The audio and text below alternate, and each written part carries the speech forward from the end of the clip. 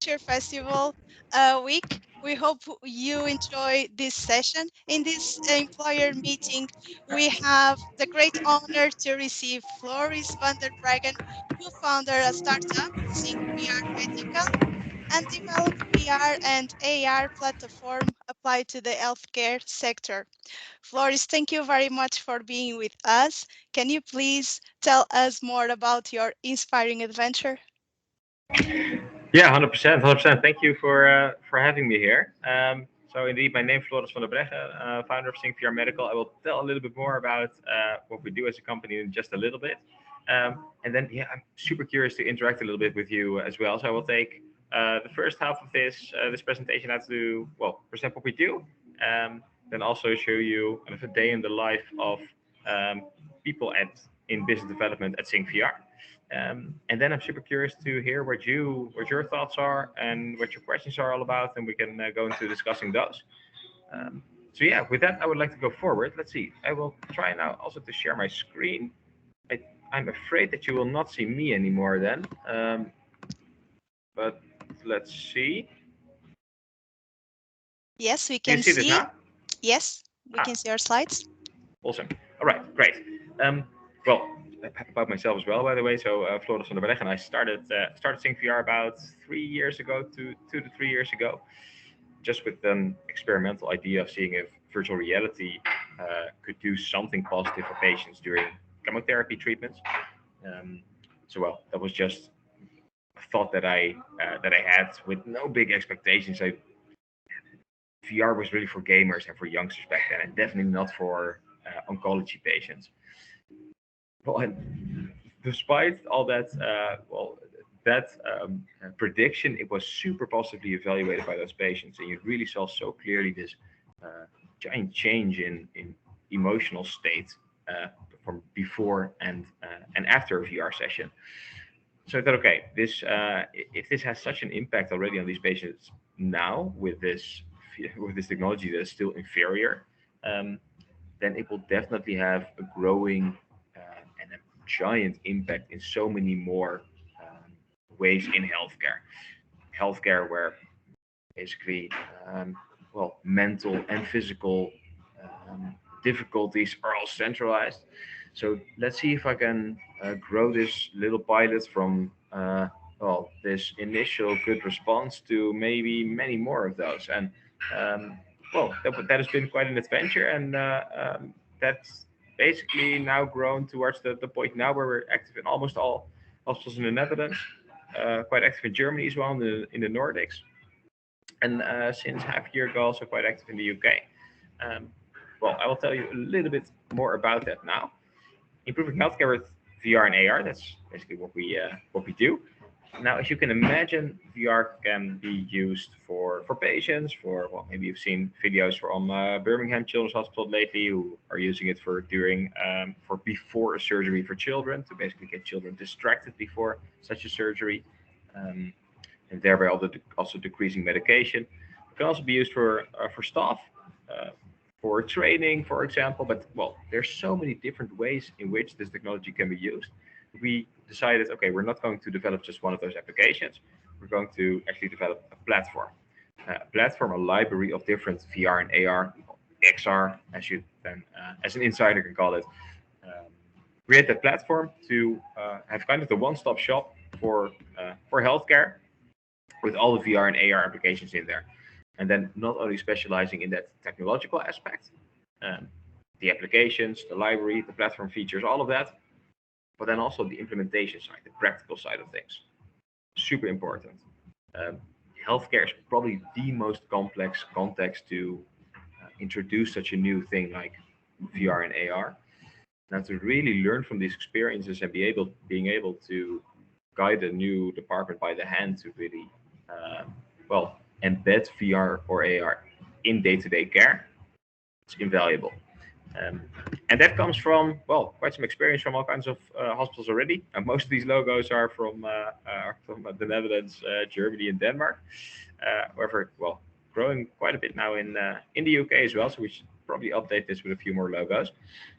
Anyway, I was telling you about this variety of VR and AR apps. Now these all come together in this app store we created, which is kind of our storefront.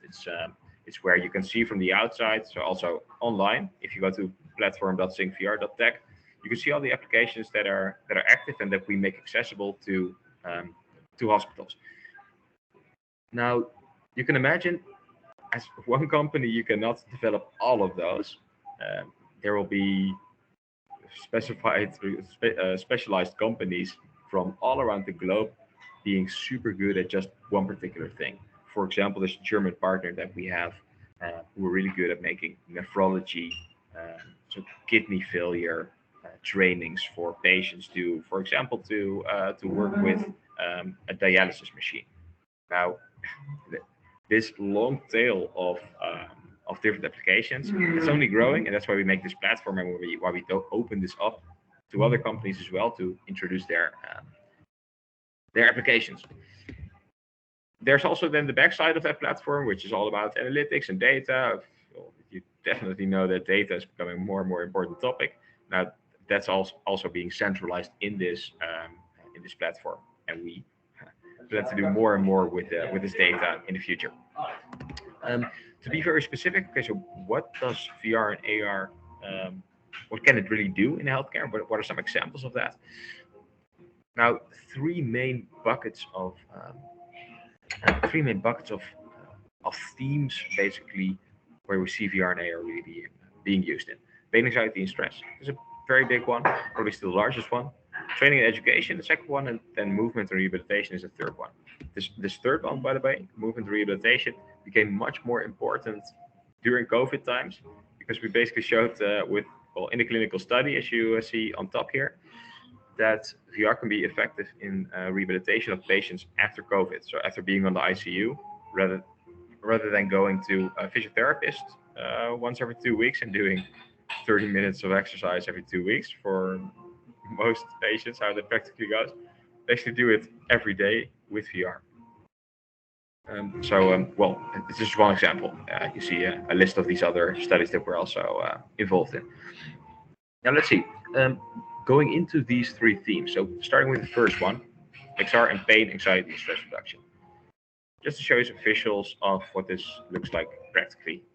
This is an example of in the Netherlands, in Amsterdam, where we see this child undergoing a needle procedure, normally being super anxious and stressed for this, now being immersed in this virtual reality environment, and thereby, well, experiencing a lot less pain, anxiety, and stress. Um, and well, the intervention goes much better for both the nurse as well as for the patient herself. Show you a little bit more how that practically works. Then here you see this parenting on the side, and then there's a tablet. Now, this is an important thing because, as you can imagine, so the idea is nice and simple, right? Distraction with VR. However, there are so many practicalities that come to this that you find out when you implement it a few times. One thing is there's always a parent who wants to see what the kid is doing. So this tablet application to develop that is at least as important as the VR application. Now also you see the patient with the head up. Now normally you would see only a blue sky when you would look up. So you have to do things like change the rotate the screen all over, which is not something technically easily done in the VR app.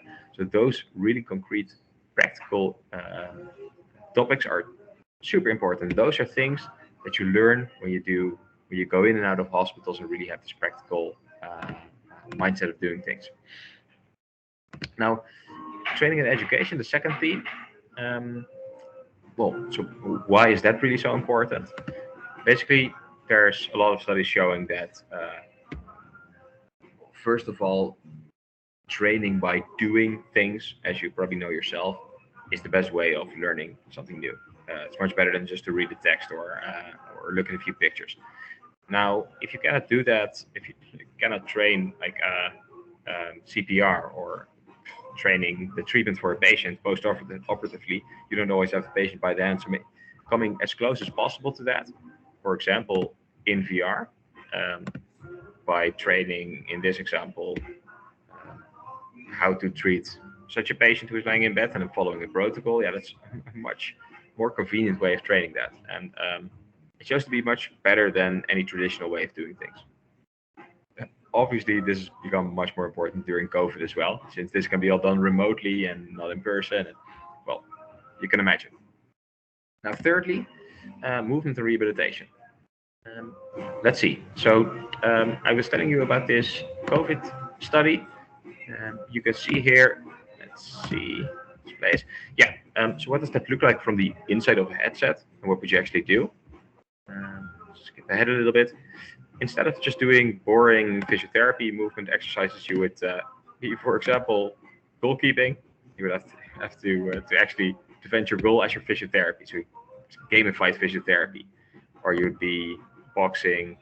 Um, some cognitive exercises here. Then you, with your yellow glove, you should only touch the yellow boxes, and also this is gamified physiotherapy basically. It goes towards let's see, there's archery as well. There's all kinds of cool stuff that you could do now.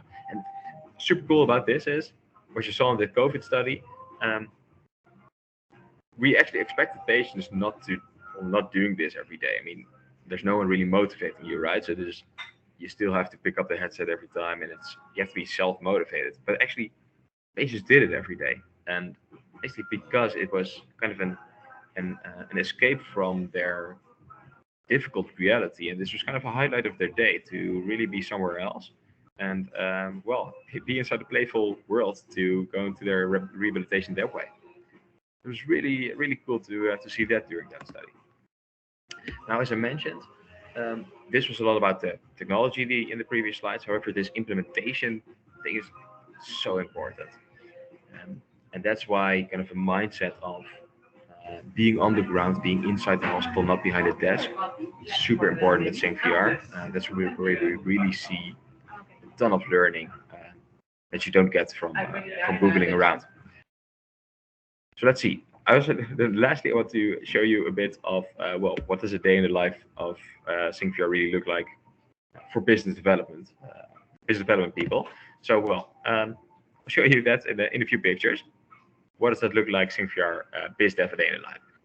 This picture, by the way, is from one of our first missions to Denmark, where we're going to meetings in hospitals, and here you already see it can be a lot of fun, but yeah, you're also carrying around charging lockers because of obviously, well, definitely at that time we didn't have a distribution hub that sends those lockers out. You just have to bring them ourselves. So that is already a good example of that. Now, what does a morning look like from in such a day in the life? Now, very often we like to block a few mornings a week for simply reaching out to hospitals. You can imagine um, it's not like every doctor in the hospital is continuously thinking about VR and calling us. We need to actively reach out, and this is something that we do in buckets of time all together in a Google Meet inside a virtual meeting room, where everyone is simply reaching out to two new hospitals. Now that's for mornings to make sure that we have enough people, enough hospitals who are interested and respond to those. In afternoons, there's very often visits to hospitals. Mm, what does that look like from the inside? Well, for example, like this. There you see myself in the initial years of, actually the initial weeks of SyncVR, basically just putting the headset on patients myself because I needed to test it. If the nurses on that day don't really have time to test it, well, I'll do it myself if they're all right with it. So really being there on the ground in the hospital to to test that, and that can be in even in the OR. This is a bit later. Pretty cool. So actually being invited to the OR to test VR during TAPI, during heart surgery, um, teaching medical teams how to actually work with VR. So this is just after a workshop somewhere in Germany, I believe, where we trained this team to be completely familiar with how the headsets work, and after this day, then they will use it every day. Or to test it out with patients. It's in Germany as well. You see a doctor in the background who is at this point just seeing how patients would respond to it. And then lastly, emphasizing this again, there's a lot of cool things with well, discussing all kinds of nice ideas in the end. type of practicalities of carrying a charging locker by train to a hospital is really something that we see some people finding really awesome, and then some others just finding it too much hassle. So if it's kind of, we always take this as kind of a metaphor for a test. If people are really hands-on enough, if they can do this type of stuff as well. Now, what else is there? Um, of course, quite a variety of stuff. Since we're a startup and there's a lot of different things happening. Uh, for example, this symposium, we organized the first big live XR event of XR in healthcare, which had around 60 or 70 medical doctors invited who were coming just to see, well, to speak to one another about their different projects. And well, this was insanely inspiring and really bring that market together. Team demos and video calls obviously being a big part. You won't have hospital visits every day, and then there's a lot of video calls. So well, that's I guess what remote work nowadays means. Important part as well. Um, you need to be interested in healthcare. Research protocols, pretty uh, pretty important as well. So this is what you see here is the protocol, the first page of this COVID study that I was talking about. And you need to understand that and be interested in that stuff too. Testing the technology that we develop ourselves. We have a technical team, obviously. Now, the only way for them to really know if the stuff that they build is good is for us to test it. So there's a lot of interaction with them as well. And that then goes through some project management. We don't have project managers, and we don't plan to have project managers. We plan to have only business developers who do project management as well as a part of the job. But this is important to be able to organize that. Well, and then lastly, I'll be there on Wednesday, of course. So if you're all interested in this, then meet me there. I'll be there before the event as well. So definitely hit me up. Yeah, and then if you're interested in working on this mission that we have with SyncVR, then we'll be super interested to read a little bit about you and see what you're interested in. Thank you very much, Floris, for sharing all the mission of SyncVR's in this session. Thanks. If anyone have some questions, we still have some minutes until the session is over. However, you can find Floris this Wednesday on in Roots in Chancellor Suite. He is joining our network event. If you have any questions, you can write on chat or ask or turn your mic on and ask directly. Thank you, Floris. My question is in terms of education field that you mentioned. Can I ask which fields you are covering in terms of patient education? Yes. So for patient education, mostly well, the best applications for that are right now in nephrology, in the field that I was mentioning around dialysis. So we're developing more on this, by the way. But for now, so for a patient to be able to self-cannulate, is one thing.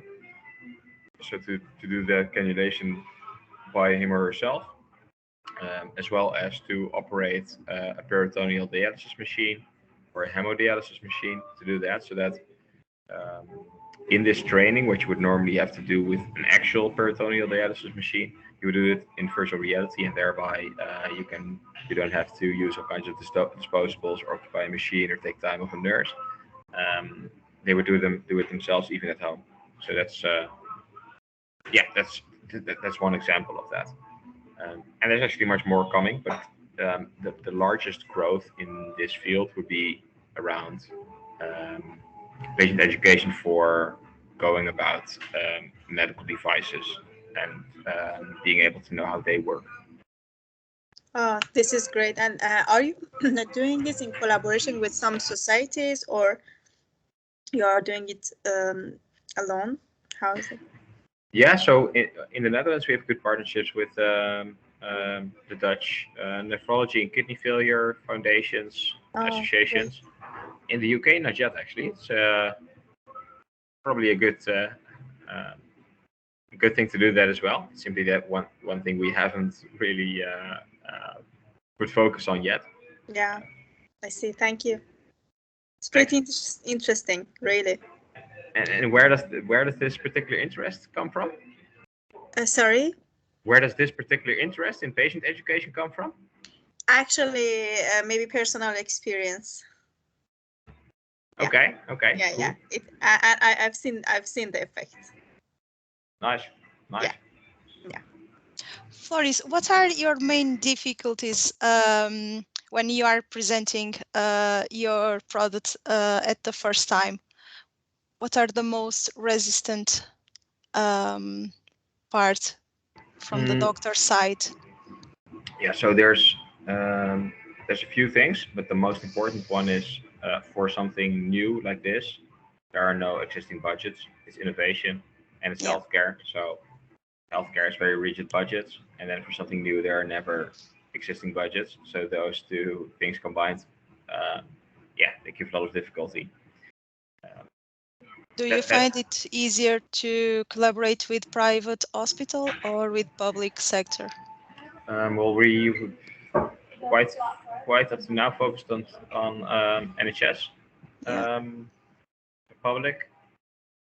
Yeah, we can. In the end, both are important to us. As a platform, we want to be as far-reaching as possible. Kind of have to be dominant in the whole market. So both are important. Right now, we have quite a big focus on NHS. Yeah, that's quite encouraging. Yeah, thanks. Thank you, Floris. Anyone else want to ask something?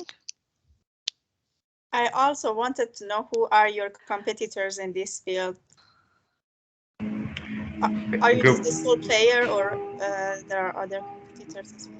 A good one. Now, well, competitors on the side of really a platform, not so many really. There are quite a few companies who build specific applications in VR, but those we normally just aim to collaborate with to have them on our platform as well. There are some that don't want to be accessible on the platform for some reason. For example, they don't want to do everything themselves, or they plan to be a platform themselves at some point. However, yeah, that's what we really see is a platform business is the most difficult business to execute. And it's probably the reason why there's not so much competition on the platform level as of yet, because it's too difficult.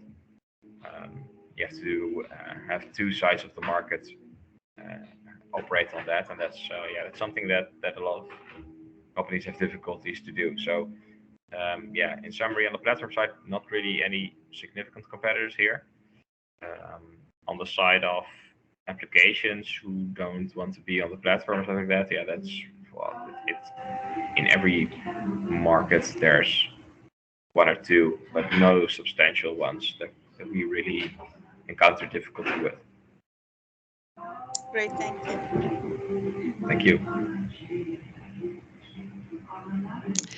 Thank you very much, Floris. I guess we don't have any more questions. We will see you on Wednesday. Yeah, 100%. Very eager to meet you. From the people who are here, are you joining on Wednesday as well? Yes, I'm joining. I will be there every day, so we will meet each other for sure. Cool. Looking forward to it. Thank you. Me too. All right. See you there. Thank you, everyone, for coming to this session, and enjoy the Future Festival week. Will do. Thank Cheers, guys. you. Thank you, Cheers. Sophia. Thank you, Flores. Thank you. Thank you, Nashat. Thank Thank you, you. everyone. See you. Bye. Bye-bye. Bye.